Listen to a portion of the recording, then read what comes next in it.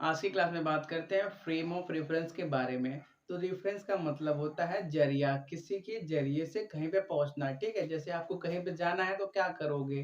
गाड़ी से जाओगे, ट्रक से जाओगे, जैसे भी जाओगे किसी के जरिए जाओगे, तो वो जरिया क्या हो गया? आपके लिए रेफरेंस हो गया। ठीक है, तो जैसे हम बात करें फिजिक्स में, तो देखो फिजिक्स में क्या करते हैं, हम पॉइंट्स को लेते हैं या ऑब्जेक्ट्स को लेते हैं। सॉरी सॉरी, पॉइंट नहीं, ऑब्जेक्ट को लेते हैं और क्या करते हैं, उसको एक पॉइंट देते हैं, लोकेट करते हैं। तो हम लोकेट कैसे करते हैं? देखो फिजिक्स के अंदर हम क्या करते हैं, एक कोऑर्डिनेट सिस्टम बनाते हैं। जैसे आप सभी को मालूम है, जैसे 3 डायमेंशनल कोऑर्डिनेट सिस्टम बनाए तो आप क्या बनाओगे? एक्स एक्सिस साथ में बना दोगे, वाई एक्सिस और जेड एक्सिस को साथ में बना दोगे, तो वो क्या हो गया?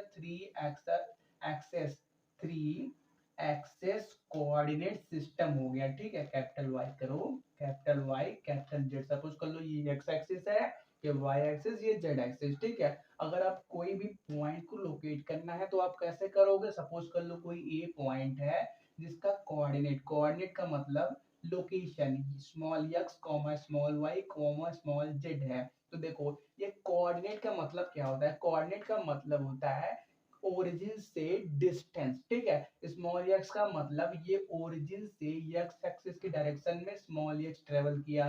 स्मॉल वाई का मतलब ये ओरिजिन से वाई एक्सिस की डायरेक्शन में स्मॉल वाई ट्रेवल किया। और स्मॉल जेड का मतलब ये ओरिजिन से जेड एक्सिस के डायरेक्शन में स्मॉल जेड ट्रेवल किया। तो ये हर बार जो हम ओरिजिन को बोल रहे हैं, तो देखो फिजिक्स में हम ओरिजिन को as a reference point use करते हैं किसी भी पॉइंट की लोकेशन को बताने के लिए। ठीक है, तो आज से हम क्या जान गए कि फिजिक्स के अंदर रेफरेंस पॉइंट की अगर बात की जाए तो हम किसकी बात करेंगे? एक 3 कोऑर्डिनेट सिस्टम बनाएंगे जिसमें तीनों क्या होते हैं, एक दूसरे से परपेंडिकुलर होते हैं। आप सभी को मालूम है एक्स वाई जेड एक दूसरे से म्यूचुअली 90 डिग्री पे झुके होते हैं, और जहां पे तीनों मिलते हैं उनको ओरिजिन कहा जाता है। और अब क्या ओरिजिन क्या बन गया? हमारे लिए एक रेफरेंस पॉइंट बन गया किसी भी चीज को लोकेट करने का। ठीक है, तो ये क्या हो गया? Reference point. अब देखो ये अभी ये पॉइंट सपोज कर लो रुका हुआ है। ठीक है, अगर हमको ये चेक करना है कि ए में कोई भी चेंजेस आ रहा है कि नहीं आ रहा है, तो कैसे पता चलेगा? ए में चेंजेस कब आएगा? जब ये ट्रेवल करेगा। और ट्रेवल करने के लिए उसका क्या करते हैं, उसमें चेंजेस को देखने के लिए हमको क्या चाहिए? एक घड़ी चाहिए। क्या?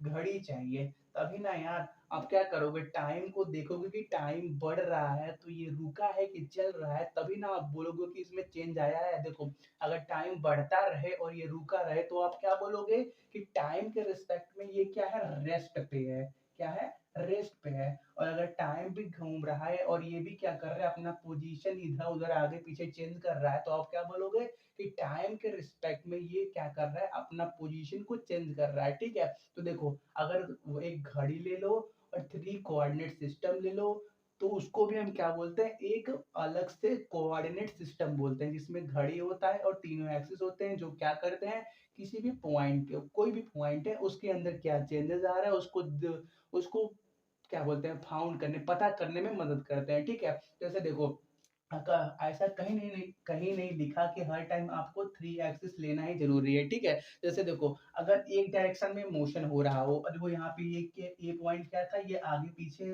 ऊपर नीचे कहीं भी मूव कर रहा था, इसीलिए हमने 3 एक्सिस वाला क्या बोलते हैं, कोऑर्डिनेट सिस्टम लिया। अगर कोई पॉइंट सपोज कर लो ए है, वो सिर्फ आगे की डायरेक्शन में मूव कर रहा है या पीछे की डायरेक्शन में मूव कर रहा है, तो इसको डिनोट करने के लिए हमको क्या चाहिए? सिर्फ एक एक्सिस चाहिए। कोई भी एक्सिस बना लो, सपोज कर लो हमने एक्स एक्सिस ही बना लिया, तो उसमें बीच में कहीं पे ओरिजिन होगा, और इसी के रिस्पेक्ट में हम क्या करेंगे, उस ऑब्जेक्ट को बता देंगे कि ये क्या है, 1 2 3 -1 -2 -3। मतलब क्या ये एक्स एक्सिस में आगे गया कि पीछे गया? ठीक है, ये बात हो गई कब? जब हम कोई भी ऑब्जेक्ट सिर्फ एक डायरेक्शन में मूव करे। अगर वही ऑब्जेक्ट 2 डायरेक्शन में मूव करने लगे, सपोज कर लो ये आगे आगे पीछे और ऊपर नीचे भी मूव करने लगा, तब हमारे पास 2 एक्सिस चाहिए। ठीक है, सपोज कर लो हमने ये जो पहले बनाया था एक्स वाई जेड, उसमें एक्स ये था, वो जेड ये था, वाई ये था। वाई को ऐसा समझो कि वाई आगे पीछे गया है। ठीक है, ये जो एक्स जेड है वो एक प्लेन के अंदर है। तो हमको इस टाइम पे जब ऑब्जेक्ट आपका 2 डायरेक्शन में मूव कर रहा है, तो उसको लोकेट करने के लिए, उसका मोशन बताने के लिए हमको 2 एक्सिस चाहिए, एक एक्स एक्सिस चाहिए, एक जेड एक्सिस, तभी ना हम बताएंगे कि वो कितना मूव किया। ठीक है, तो यही बात होती है पहले कि हमको क्यों ओरिजिन चाहिए या कोऑर्डिनेट सिस्टम चाहिए किसी भी ऑब्जेक्ट की लोकेशन को बताने के लिए। एक बात बताओ, जो हम ये रेस या मोशन की बात कर रहे हैं वो किस पे डिपेंड करता है?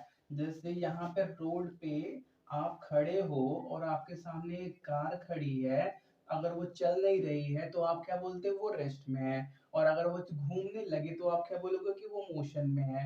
तो ये जो रेस या मोशन किसी बॉडी का है वो किस पे डिपेंड करता है? आप पे। आप क्या हो? ऑब्जर्वर हो। आप क्या कर रहे हो?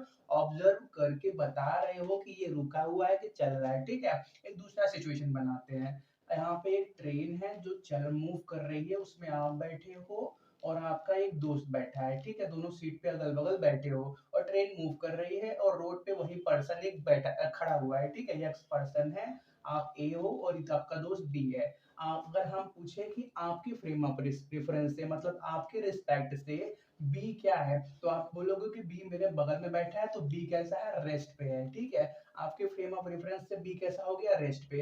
अगर हम यक्स से पूछे कि आपके फ्रेम ऑफ रेफरेंस, मतलब जब आप ऑब्जर्व करोगे तो बी क्या है, तो आप बोलो, ये बोलेगा कि जब मैं देख रहा हूं तो क्योंकि ट्रेन के अंदर वो बैठा है और ट्रेन मूव कर रहा है तो बी कैसा हो गया? बी आपका मोशन में हो गया। तो देखो, एक ही टाइम पे कोई बॉडी रेस्ट या मोशन दोनों चीज नहीं दिखा सकती। इसीलिए जो आपका किसी भी बॉडी, कोई भी फ्रेम ऑफ किसी भी बॉडी का फ्रेम ऑफ रेफरेंस होता है कि वो रेस्ट पे या मोशन पे है, वो किस पे डिपेंड करता है? ऑब्जर्वर पे। कि ऑब्जर्वर कौन से ऑब्जर्वर की बात चल रही है, इसकी बात चल रही है कि इसकी बात चल रही है, ठीक है। तो देखो, न्यूटन के जो लॉज होते हैं वो फिजिक्स में हर जगह वैलिड नहीं होते, ठीक है। जहाँ पे वैलिड होते हैं वहां पे तो हम उसको लगा सकते हैं, लेकिन कई ऐसे सिचुएशन आते हैं जहाँ पे उनको लगाना, क्या बोलते हैं, आसान नहीं होता। तो देखो, ऐसा जगह जहाँ पे न्यूटन के लॉ अच्छे से वैलिड होते हैं, लगाए जा सकते हैं, ऐसे फ्रेम ऑफ रेफरेंस को हम बोलते हैं इनर्शियल फ्रेम ऑफ रेफरेंस, ठीक है। Inertial frame of reference. Inner देखो, इनर्शियल फ्रेम ऑफ रेफरेंस के अंदर क्या वर्ड आ रहा है? इनर्शिया वर्ड आ रहा है। और न्यूटन के पहले लॉ को एक और नाम, लॉ ऑफ इनर्शिया के नाम से भी जाना जाता है, जिससे ये क्लियर हुआ कि इनर्शियल फ्रेम ऑफ रेफरेंस के अंदर न्यूटन का पहला लॉ अच्छे से गुड होल्ड होगा या वैलिड होगा, ठीक है। जैसे हम बात करें, एक फ्रेम ऑफ रेफरेंस बना दो जो क्या है? इनर्शियल फ्रेम ऑफ रेफरेंस है, मतलब जिसके अंदर न्यूटन का पहला लॉ अच्छे से वैलिड हो रहा है, ठीक है। इस फ्रेम ऑफ रेफरेंस को कोई भी ए नाम दे दो कि ए कोई फ्रेम ऑफ रेफरेंस है जो इनर्शियल है। अब कोई बी फ्रेम ऑफ रेफरेंस बनाओ जो क्या कर रहा है? ए के रिस्पेक्ट में कांस्टेंट वेलोसिटी से मूव कर रहा है, ठीक है। कोई ये बी फ्रेम ऑफ रेफरेंस है जो ए के रिस्पेक्ट में कांस्टेंट वेलोसिटी से मूव कर रहा है। तो देखो, आपको क्या मालूम है कि जब वेलोसिटी कांस्टेंट होती है तो आपका एक्सेलरेशन कितना होता है? जीरो होता है, ठीक है। तो देखो, एक्सेलरेशन जीरो मतलब क्या? अब ये बोल सकते हो कि इस टाइम पे जब आपका एक्सेलरेशन जीरो है तो बी भी क्या बन गया? ए के रिस्पेक्ट में इनर्शियल फ्रेम ऑफ रेफरेंस बन गया। और आप सभी को मालूम है पहला लॉ, न्यूटन के पहले लॉ में क्या बोलता है? कि एक्सेलरेशन जीरो रहना चाहिए। और एक्सेलरेशन यहाँ पे जीरो आ भी गया, कांस्टेंट वेलोसिटी का मतलब एक्सेलरेशन जीरो, ठीक है। तो देखो, इनर्शियल फ्रेम ऑफ रेफरेंस को आप एक और नाम से भी बोल सकते हो, क्योंकि एक्सेलरेशन जीरो होता है तो आप इसको unaccelerated accelerated frame of reference के नाम से भी बोल सकते हो। जैसे एग्जांपल की बात करें, इंटरगैलेक्टिक स्पेस, जैसे देखो, दो अलग अलग गैलेक्सीज के बीच में जो मोशन होता है उसको बोलते हैं इंटरगैलेक्टिक स्पेस का मोशन, ठीक है। इंटरगैलेक्टिक का मतलब स्पेस की तो बात होगी ही, और अलग अलग गैलेक्सीज की बात होगी, जैसे एक मिल्की वे ले लो और एक एंड्रोमेडा ले लो, ठीक है। तो इनके बीच में कोई अगर ऑब्जेक्ट है वो मोशन कर रहा है तो उसको क्या बोलेंगे? इंटरगैलेक्टिक स्पेस का मोशन, या उस बॉडी का मोशन इंटरगैलेक्टिक स्पेस के अंदर आएगा, ठीक है। और तो वहां पे जो आपका इनर्शियल फ्रेम ऑफ रेफरेंस होता है, मतलब न्यूटन का पहला लॉ वहां पे अच्छे से वैलिड होता है, ठीक है। और दूसरा एक होता है non inertial frame of reference, जो फिजिक्स के, एक सेकंड, इसको चलो नोट कर लो, रफ कर दे पहले। बात करते हैं non inertial frame of reference के बारे में। तो देखो, non inertial frame of reference ऐसा फ्रेम ऑफ रेफरेंस जिसमें फिजिक्स के बेसिक लॉ, मतलब जो न्यूटन के बेसिक लॉ है वो वैलिड नहीं होते, ठीक है। जैसे हम बात करें सर्कुलर मोशन की, सर्कुलर मोशन के अंदर एक टर्म आता है सेंट्रीपिटल एक्सेलरेशन, पहले उसके बारे में जान लो, ठीक है। देखो आप सभी को मालूम है, अगर दो बॉडी आसपास रखी हुई हैं तो वो क्या करेंगे, एक दूसरे पर ग्रेविटेशनल फोर्स लगा के अट्रैक्ट करेंगे, क्योंकि ग्रेविटेशनल फोर्स हमेशा अट्रैक्टिव होता है। और क्या होता है, जिसका मास बड़ा होता है वो छोटे वाले को क्या करता है, अपनी तरफ अट्रैक्ट करता है। तो कई क्या बोलते हैं मिलियन ईयर से सन क्या कर रहा है, अर्थ को अपनी तरफ अट्रैक्ट कर रहा है, लेकिन फिर भी अर्थ सन के अंदर नहीं समा पा रहा है। क्यों? क्योंकि जो जिस फोर्स से सन अर्थ को अपनी तरफ खींचता है, उस फोर्स को अर्थ कन्वर्ट कर लेता है अपने मोशन के अंदर। ठीक है, अर्थ क्या करता है, सन के फोर्स को अपने मोशन में यूज कर लेता है। तो ऐसा ऐसा एक्सेलरेशन जो क्या होता है, मोशन में यूज होता है, उसको हम बोलते हैं सेंट्रीपीटल एक्सेलरेशन। ठीक है, सेंट्रीपीटल एक्सीलरेशन। और ये हमेशा सेंटर की तरफ लगता है, अपोजिट डायरेक्शन में। ठीक है, सन ने क्या किया, अर्थ को अपनी तरफ खींचा, लेकिन अर्थ ने क्या किया, उसी को मोशन में यूज कर लिया। ठीक है, तो देखो आपका कोई भी सर्कुलर मोशन की बात करते हैं, सपोज कर लो आप एक बॉल लिए हो और उसको एक स्ट्रिंग से बांध के स्लोली स्लोली मूव करा रहे हो। यहाँ पे आपका हाथ है और आपने आर रेडियस का एक बॉल, यहाँ आर रेडियस का एक स्ट्रिंग लिया, वहां पे एक एम मास का बॉल लिया और उसको आप स्लोली स्लोली सर्कल में मूव करा रहे हो। ठीक है, आप क्या करो, इस मास के ऊपर एक छोटा सा क्या बोलते हैं चींटी बैठा दो। ठीक है, तो चींटी को क्या लगेगा कि, क्योंकि देखो ये मास सपोज कर लो यहाँ पर है और चींटी को आपने यहाँ बैठाया, तो चींटी का तो अगर वो मूव नहीं कर रही है तो उसका पोजीशन तो फिक्स रहेगा। तो उसको क्या लगेगा कि जो आपका बॉल है वो क्या है, रेस्ट पे है, क्योंकि चींटी अपना पोजीशन चेंज नहीं कर रही है और उसको क्या लगेगा कि बॉल आपका रेस्ट पे है। तो चींटी के रिस्पेक्ट में आपका बॉल कैसा हो गया, रेस्ट पे। मतलब क्या, वहां पे वो बोल सकती है कि मेरे रिस्पेक्ट में ये कैसा है, इनर्शियल फ्रेम ऑफ रेफरेंस के अंदर आ रहा है। मतलब वहां पे उसका क्या बोलते हैं यार, एक्सेलरेशन जीरो है, मोशन जीरो है। ठीक है, लेकिन आप क्या जानते हो कि हमेशा जब भी सर्कल में कोई बॉडी मूव करती है तो उसका वेलोसिटी चेंज होता रहता है। क्यों चेंज होता है, डायरेक्शन चेंज होने की वजह से। यहाँ पे इसका डायरेक्शन ये है, यहाँ पे आएगा तो इसका डायरेक्शन ये होगा, और यहाँ पे आएगा तो इसका डायरेक्शन ये होगा, और डायरेक्शन चेंज होने की वजह से, और क्योंकि ये मूव भी कर रहा है तो जिससे क्या होता है, इसका वेलोसिटी चेंज होता है।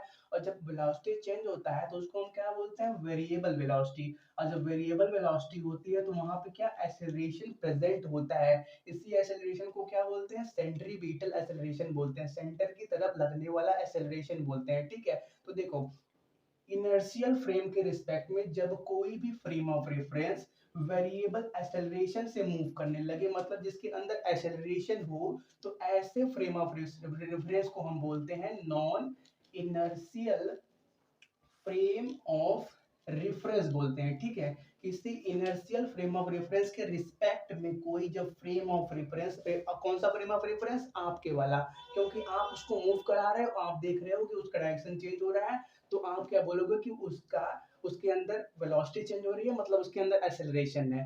तो आपके रिस्पेक्ट में ये, सॉरी सॉरी, इसके रिस्पेक्ट में आपका फ्रेम ऑफ रेफरेंस कैसा हो गया, non inertial frame of reference.